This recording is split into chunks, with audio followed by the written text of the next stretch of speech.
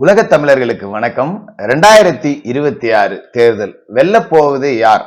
முதல் கட்டமா மதுரை மாவட்டம் அப்படிங்கிறத நம்ம பார்த்தோம். இரண்டாவதா திருச்சி மாவட்டத்தின் 9 தொகுதிகள் அப்படிங்கிறதையும் நம்ம பார்த்தோம். இன்னைக்கு நாம பார்க்க போறது ஈரோடு மாவட்டம். கிட்டத்தட்ட கொங்கு மண்டலத்துல உள்ள ஒரு மாவட்டம் அப்படின்னே சொல்லலாம். நான் சொல்லி உங்களுக்கு தெரிய வேண்டியதில்லை. கொங்கு மண்டலத்துல அதிமுக எப்பவுமே ஸ்ட்ராங்கா இருக்கும், திமுக வீக்கா இருக்கும். அதனாலதான் இப்ப செந்தில் பாலாஜியை வச்சு சில குரலி வித்தைகள் அப்படிங்கறதெல்லாம் தொடர்ச்சியா காமிச்சிட்டு இருக்காங்க. 234 தொகுதியிலும் திமுக வெல்லும் அப்படின்னு தமிழக முதல்வர் ஸ்டாலின் அவர்கள் பேட்டி கொடுத்தாரு. உண்மையிலேயே ஈரோடு மாவட்ட மக்களோட மனநிலையை பார்க்கும்போது ஸ்டாலின் எந்த அடிப்படையில இதை சொல்றார் அப்படிங்கிறத கொஞ்சம் கூட யூகிக்கவே முடியல. உண்மையிலேயே இந்த கேவலமான ஆட்சி நல்லா இருக்கு அப்படின்னு ஸ்டாலின் அவர்கள் நினைக்கிறாரு. சரி, அவருக்கு தான் ஏதோ துண்டு சீட்டை கொடுக்குறாங்க, எழுதி கொடுக்கறத பேசுறாரு, படிக்கிறாரு, போறாரு அப்படின்னு வச்சுக்கிட்டாலும் கூட உடன்பிறப்புகள் அதுக்கு மேல இருக்காங்க. உண்மையிலேயே திமுகவை ஜெயிக்கவே முடியாது அப்படிங்கிற மனநிலைக்கு அவங்க வந்துட்டாங்க. என்ன கொடுமை அப்படின்னு சத்தியமா இதை யூகிக்க முடியல. சரி, ஆனா ஈரோடு மாவட்ட மக்களோட மனநிலை அப்படிங்கிறது அப்படி இல்லை. ஈரோடு மாவட்டம் அப்படின்னு பாத்தீங்கன்னா மொத்தம் 8 தொகுதிகள். 8 தொகுதிகள்: ஈரோடு கிழக்கு, ஈரோடு மேற்கு, முடக்குறிச்சி, அந்தியூர், பவானி, பெருந்துறை, கோபி, பவானி சாகர், தனி. மொத்தம் 8 தொகுதிகள். இந்த தொகுதியோட மிகப்பெரிய பிரச்சனை என்ன அப்படின்னா மின்சார கட்டண உயர்வு. ஏன்னா இந்த தொகுதியே பவர்லூம் பிசினஸ் நம்பிதான் இருக்கு. இந்த மாவட்டமே ஈரோடு முழுக்கவே முழுக்க பாத்தீங்கன்னா விசைத்தறி, நெசவு சார்ந்த தொழில்கள் இதுதான் மிகப்பெரிய தொழிலா இருக்கு. விவசாயப்பட்டறைகள் எல்லாமே இருக்கு. இந்த மின்சார கட்டண உயர்வு அப்படிங்கிறத இந்த வார்த்தைகள்ல தான் மக்கள் சொல்றாங்க, பொது வெளியில பேச முடியாது, அவ்வளவு கேவலமா பேசுறாங்க. இதெல்லாம் உண்மையிலேயே திமுகவினருக்கு தெரியுமா அப்படின்னு சத்தியமா தெரியல. அவங்கதான் வழக்கம் போல ஷூட்டிங் எடுத்துக்கிட்டே ஆட்சியில பாலாரும் தேனாரும் ஓடுது அப்படின்னு வாழ்ந்துகிட்டு இருக்காங்களே. ஆனா மக்கள்கிட்ட போனா பச்சையா பேசுறாங்க. பல விசைத்தறி பவர் லூம்ஸ் மூடப்பட்டிருக்கு. இன்னும் சொல்ல போனா ஈரோடு நகரத்திற்குள்ள போனா வீடு வாடகைக்கு விடப்படும்னு ஒரு தெருவுக்கு 25 வீட்டுல போர்டு போட்டிருக்கு. என்னப்பா இவ்வளவு வீடு வாடகைக்கு, ஒவ்வொரு தெருவுலயும் வீடு வாடகைக்குன்னு போர்டு போட்டிருக்கு அப்படின்னு பார்த்தா இங்க வேலை வெட்டி இல்ல, இங்க இருக்கிற மின்சார கட்டணத்துக்கு ஈடு கொடுத்து தொழில் நடத்த முடியல, பல தொழில் நிறுவனங்கள் பூட்டப்பட்டுருச்சு. அதனால இங்க இருந்தவங்க எல்லாம் வேலை தேடி சென்னை மாதிரியான நகரத்துக்கு ஓடி போயிட்டாங்க. அதனாலதான் இங்க வீடுகள் எல்லாம் காலியா இருக்கு. ஒரு காலகட்டத்துல ஈரோட்ல வாடகைக்கு வீடு கிடைக்கிறதே கஷ்டம், இப்ப இருக்கிற வீட்டுக்கு வர்றதுக்கு ஆள் இல்லாத அளவுக்கு இருக்கு அப்படிங்கிற நிலைமை தான் ஈரோடு மக்கள் பெருமளவு தங்களோட மன குமுறலா வெளிப்படுத்தி இருந்தாங்க. இங்க பெரிய சமூகம் அப்படின்னு பாத்தீங்கன்னா கொங்கு வேளாள கவுண்டர் சமூகம் அப்படிங்கிறது தான் ஒரு மிகப்பெரிய வாக்கு வங்கி உள்ள ஒரு சமூகமா இருக்கு. அதன் பிறகு பாத்தீங்கன்னா முதலியார் சமூகம், செங்குந்த முதலியார் சமூகம். இந்த 2 சமூகம் தான் இங்க வெற்றி தோல்வியை நிர்ணயிக்கக்கூடிய சமூகமா இருக்கு. அதற்கு அடுத்தபடியா பட்டியல் சமூகத்தினரும் பெருமளவு இருக்காங்க. இதுல திமுக கூட்டணியில கொங்கு மக்கள் கட்சி, கொங்கு நாடு தேச கட்சி அப்படிங்கிறது இருக்கு. அது கிட்டத்தட்ட அந்த கொங்கு வேளாளர்கள் மத்தியில சின்ன தாக்கத்தை ஏற்படுத்துமா அப்படின்னு பார்த்தா உண்மையிலேயே பெருசா இல்லை. தொடங்கும் போது பெருசா இருந்துச்சு, இப்ப புஷ்னு போயிடுச்சு அப்படின்னு தான் பார்க்க முடியுது. சரி, இந்த 8 தொகுதிகள்ல முதலாவதா நாம பார்க்க போற தொகுதி ஈரோடு கிழக்கு. ஈரோடு கிழக்கு அப்படிங்கிறது 2 முறை இடைத்தேர்தலை சந்தித்த ஒரு தொகுதி. ஈரோடு கிழக்குல இப்ப சந்திரகுமார் அப்படிங்கிறவர் தான், அதாவது தேமுதிகவுல இருந்து திமுகவுக்கு வந்த வேட்பாளரான சந்திரகுமார் இடைத்தேர்தலில் போட்டியிட்டு ஜெயிச்சிருக்காரு. இடைத்தேர்தல் அப்படின்னாலே ஆளுங்கட்சி தான் ஜெயிக்கும் அப்படிங்கிறதுல அந்த ஃபார்முலாவில மாற்று கருத்து அப்படிங்கிறது இல்லை. அதனால அதை வரவேற்பு திமுகவுக்கானது அப்படின்னு பார்த்தோம்னா அதை விட மடத்தனம் அப்படிங்கிறதும் இருக்கவும் முடியாது. இப்ப மறுபடியும் ஈரோடு கிழக்குல சந்திரகுமாரே போட்டியிடக்கூடிய வாய்ப்பு அப்படிங்கறதுதான் திமுகவுல இருக்கு. ஏன்னா செலவு பண்ணி குறுகிய காலகட்டத்துலதான் அவர் எம்எல்ஏவா இருந்தார் அப்படிங்கறதால மறுபடியும் சீட் கேட்கிறாரு. இதுல மறைந்த EVKS இளங்கோவன் அவர்களோட இளைய மகன் சஞ்சய் சம்பத்தும் சீட்டு கேட்கிறாரு. எப்படியாவது காங்கிரஸ் வாங்கி கொடுக்கும் அப்படின்னு எதிர்பார்க்கப்படுது. ஆனா காங்கிரஸ் தலைவரா இருக்கக்கூடிய செல்வ பெருந்தகை திமுக கொத்தடிமையில ஒருத்தர் அப்படிங்கறதால இந்த தொகுதியை விட்டு கொடுக்கறதுக்கான வாய்ப்புகள் அப்படிங்கிறது தான் கூடுதலாவே இருக்கு. ஜவுளி, பவர்லூம், விவசாயம் இது எல்லாமே மிகப்பெரிய பின்னடைவை நோக்கி போயிருக்கு. மின்கட்டண உயர்வு இவங்க 1000 தான் காரணம் சொன்னாலும் மக்களால ஏத்துக்கவே முடியல அப்படிங்கிறது ஒரு பெரிய ஃபேக்டரா இருக்கு. மறுபக்கம் அதிமுக தரப்புல பாத்தீங்கன்னா இடைத்தேர்தலில் போட்டியிட்டு தோல்வி அடைந்த முன்னாள் எம்எல்ஏ தென்னரசு அவர்கள் இங்க சீட்டுக்கான போட்டியில இருக்காரு. துணை மேயர் பழனிசாமி அவரும் சீட்டு கேட்டு போட்டியில இருக்காரு. எக்ஸ் மேயர் மல்லிகா பரமசிவம் அவங்களும் சீட்டு கேட்டுக்கிட்டு இருக்காங்க. பெரியார் நகரை சேர்ந்த மனோகரன் அம்மா பேரவை மாவட்ட செயலாளர் அவரும் இங்க சீட்டு கேட்டுக்கிட்டு இருக்காரு. அதோட கடந்த பாராளுமன்ற தேர்தல் வேட்பாளரா நின்று தோல்வி அடைஞ்ச ஆற்றல் அசோக்குமாரும் இந்த தொகுதியை குறி வச்சிருக்காரு. கூட்டணியில இந்த தமிழ் மாநில காங்கிரஸ் சார்பா யுவராஜுக்கு சீட்டு கேட்கக்கூடிய வேலைகள் அப்படிங்கிறதும் நடக்குது. எல்லாத்தையும் தாண்டி இதுல சீட்டு வாங்க போறது யார் அப்படின்னு பாத்தீங்கன்னா ஆற்றல் அசோக்குமாருக்கும் முன்னாள் எம்எல்ஏ தென்னரசு அவர்களுக்குமான போட்டி அப்படிங்கிறதா தான் இருக்கு. இந்த தொகுதியோட நிலவரம் அப்படின்னு பாத்தீங்கன்னா ரொம்ப சுலபமாவே அதிமுக திமுகவை வீழ்த்த போற ஒரு தொகுதி அப்படிங்கிறது தான் கள நிலவரம் அப்படிங்கிறது சொல்லுது.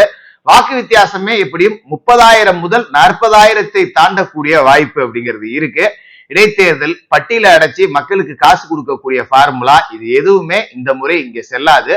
மக்கள் கடும் கோபத்துல இருக்காங்க அப்படிங்கிறதையும் பார்க்க முடியறதால இங்க அதிமுக சார்பா போட்டியிடக்கூடிய வேட்பாளர் வெற்றி அடைகிறார். இரண்டாவதா பாத்தீங்கன்னா ஈரோடு மேற்கு, இரண்டு பெரிய முதலைகள் மோத போற ஒரு தொகுதி அப்படின்னே சொல்லலாம். இங்க டாஸ்மாக் அமைச்சர் நகர்ப்புற வளர்ச்சித்துறை அமைச்சர் முத்துசாமி அவர்கள் திமுக சார்பா போட்டிடுறாரு. அதிமுக சார்பா முன்னாள் அமைச்சர் KV ராமலிங்கம் அவர்கள் போட்டியிடக்கூடிய வாய்ப்பு அப்படிங்கிறது இருக்கு. முத்துசாமி நகர்ப்புற வளர்ச்சித்துறை அமைச்சராகவே இருந்தாலும் தொகுதி முழுக்க அவருக்கு மேல அதிருப்தி இருக்கிறது அப்படிங்கிறத பார்க்க முடியுது. இருந்தாலும் பணத்தை நல்லா இறைக்கக்கூடிய ஒரு நபர் அப்படிங்கறதால கடுமையான போட்டி அப்படிங்கறத கொடுக்கிறாரு. ஏடிஎம்கே தரப்புல KV ராமலிங்கம் அவர்களும் சளைக்காத ஒரு ஆள் அப்படிங்கறதாலையும் ரெண்டு பேரையுமே கொங்கு வேளாள கவுண்டர் சமூகத்தை சேர்ந்தவர் அப்படிங்கறதாலையும் போட்டி அப்படிங்கிறது கடுமையா இருக்கு. கடைசி கட்ட பணிகள் அடிப்படையில தான் இந்த தொகுதியை வெல்ல போவது யார் அப்படின்னு சொல்ல முடியும். அதனால இத நாம கடும் இழுபறி அப்படின்னு முடிக்கிறோம். கள நிலவரம் அப்படிங்கிறதும் அதுதான் சொல்லுது. அடுத்ததான் பாத்தீங்கன்னா மொடக்குறிச்சி தொகுதி.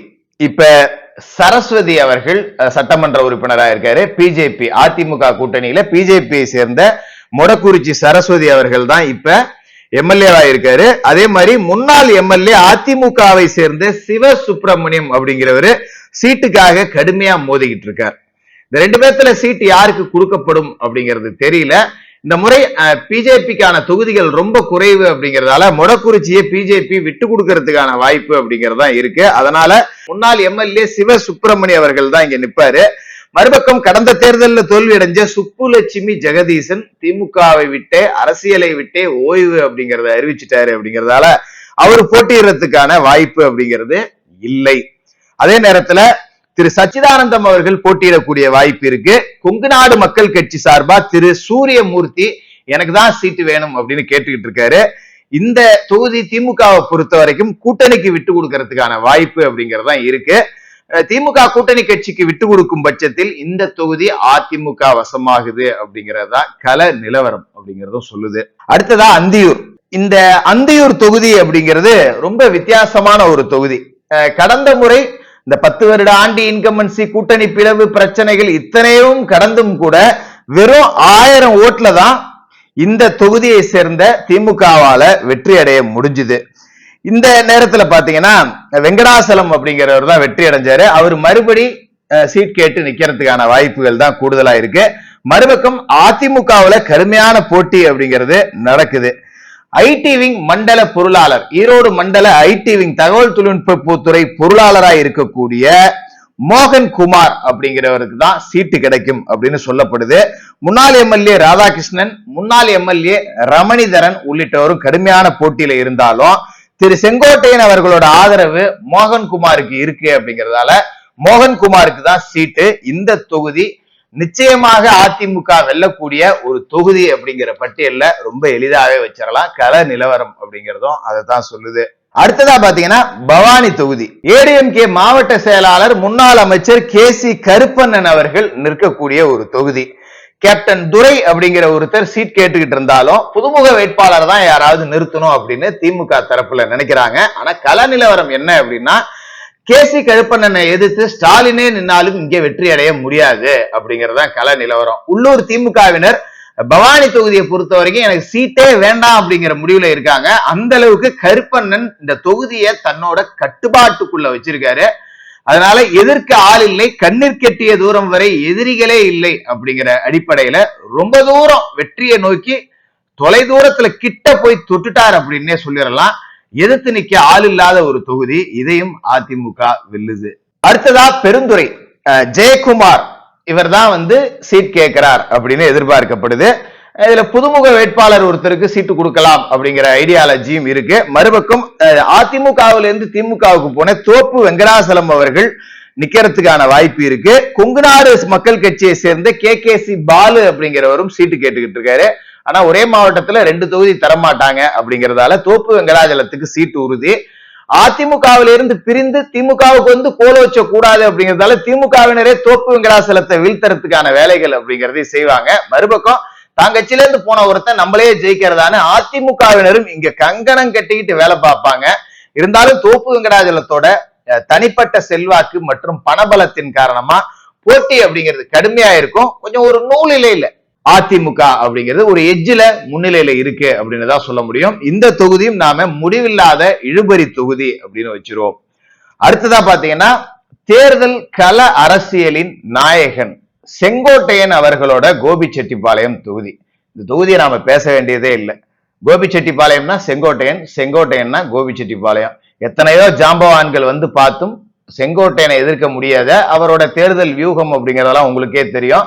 அம்மையார் ஜெயலலிதா அவர்களுடைய பிரச்சாரத்தையே முன்னின்று வழிநடத்தக்கூடியவர் திரு கே செங்கோட்டையன் சீனியர் அப்படிங்கறதால இவரையும் கிட்டத்தட்ட எதுக்கு ஆளே இல்லை. கடமைக்கு நிறுத்தலாம் அப்படின்னு சொல்லிட்டு திமுகவை சேர்ந்த நல்ல சிவம், மணிமாறன், சிந்து ரவிச்சந்திரன் இவர்கள்லாம் சீட்டு கேட்டுக்கிட்டு இருக்காங்க.